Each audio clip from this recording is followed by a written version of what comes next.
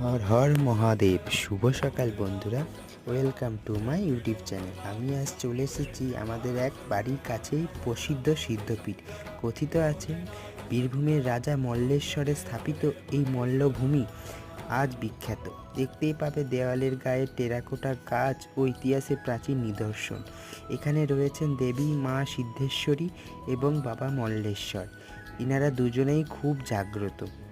সকাল সকাল আমি সেখানে পৌঁছে গেছি। দেখতেই পাচ্ছি ইনি হচ্ছেন আমাদের মল্লেশ্বর বাড়ি। এখানেই অধিষ্ঠাত্র দেবতা হচ্ছে বাবা মল্লেশ্বর। অতি জাগ্রত, সকল ভক্তের মনোবাঞ্ছা পূরণ করে।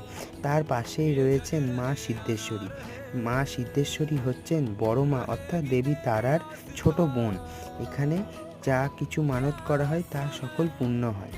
এই মা সিদ্ধেশ্বরী অতি প্রাচীন। এর পাশাপাশি রয়েছে এখানে 21টি শিবলিঙ্গ, যা অতি প্রাচীন।